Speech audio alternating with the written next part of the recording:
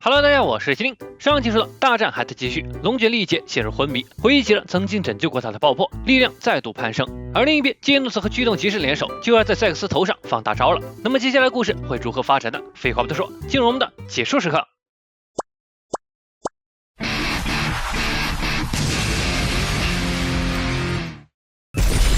两道能量从杰诺斯和驱动骑士胸口喷出，几乎零距离轰在了赛克斯的背上。下一秒，却并没有响亮的轰鸣声，只见赛克斯的肚子猛地膨胀起来，背上被轰出的口子也变成了一张獠牙巨口。同样是零距离，两人根本来不及反应。两人的能量炮被赛克斯完美吸收，又还了回来。没了阻拦，赛克斯一道光束射向了支撑着防护罩的龙卷。正当他以为要成功时，突然间一块东西半路飞出。光束被拦截在了半空，赛克斯定睛一看，这似乎是从地面上飞来的。没错，这正是在吹雪的加持下，背心尊者所抛来的石块。背心尊者，哼，还没完呢！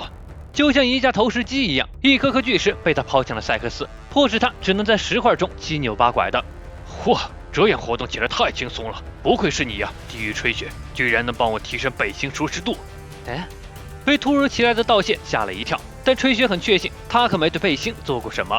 半空中被一炮轰飞的驱动骑士正搂着杰诺斯。魔鬼改造人，我申请与你合作。我残留的能量已经不多了，所以想通过合体结合你的动力炉，让能量达到最大限度的增幅。但我不知道能否顺利，这是一场赌注，你能行吗？杰诺斯没有立马回话，而是感应了一下已经到达极限的动力炉，这才下定决心。可以，了解。哼。这个时候还玩丢石头的游戏，怎么可能有用？话音刚落，一道熟悉的身影迎面向他飞来。这是杰诺斯和驱动骑士的战术合体龙王。驱动骑士，我的内核已经到达极限了，很快就会爆炸。看到我发出信号，你就要马上脱离，记住了吗？两人的合体时间也是有限的，必须速战速决。可恶，一堆破铜烂铁也想！就在这时，地面上的背心尊者嘶吼着：“就是现在了！”一栋大楼直接被他抛了过去。哼，石头是够大，但说到底都是街头杂耍。背部的巨口射出了一道能量炮，直冲向大楼。但意外的是，大楼竟然先一步裂开了。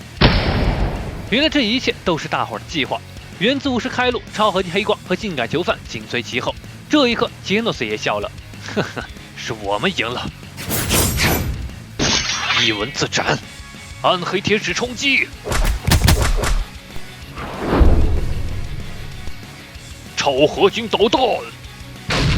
一连串的致命大招将赛克斯又打回了原形。没人注意到一块被斩下的碎肉被驱动骑士一把抓住。赛克斯意识到了不妙，赶紧脱离了肉块，化作本体逃了出去。下一秒，地面上两道残影闪过，旋风流水，焦牙龙沙拳。帮虎兄弟给了肉块致命一击。看着被砸进废墟里的肉块，吹雪正以为已经赢了，可突然间一句熟悉的声音传进了脑海里：还没有赢。回头一看，果然是姐姐的声音。天穹之上的龙卷，背后便是那被奇月踩过坑的月亮，恐怖的力量再次释放。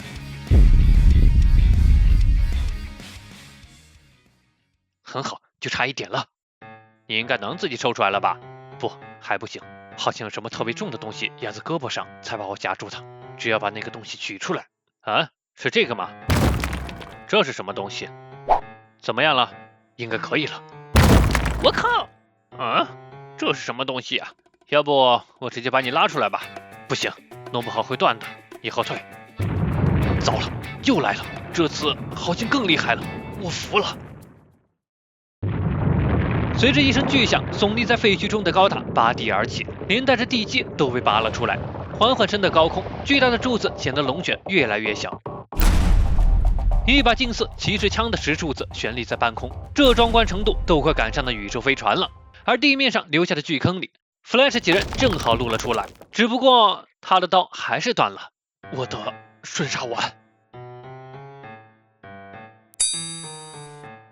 原来你担心的不是胳膊呀，有点常识好吧？我的胳膊只是被地壳压住了而已，怎么可能会断？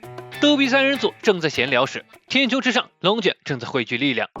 以他为中心，骑士枪开始散发光芒。下一刻，一柄蕴含巨大能量的光枪成型，枪尖直指大蛇。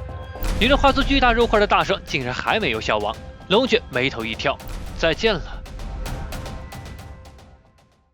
明明叫顺沙丸，却浪费了这么多时间。你小子是看不起顺沙丸吗？早知道怎么都会断，我上来就把珍珠枪锤飞了。哼，趁这个时候，我……等等，什么呀？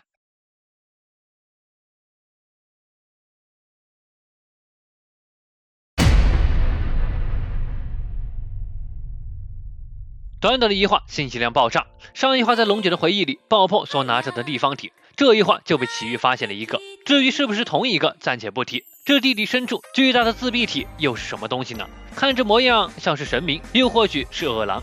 再加上立方体的出现，似乎又和爆破有着千丝万缕的联系。总之，不管是什么东西，应该都不是地面上剩下英雄们能对付的了。看来我们的配角奇遇终于要出场了。好了，到这里《一拳超人》第182话就结束了。喜欢本期视频呢，别忘了关注和订阅哦。漫画一颗星，我便会在第一时间解说。那么我是麒麟，我们下次见。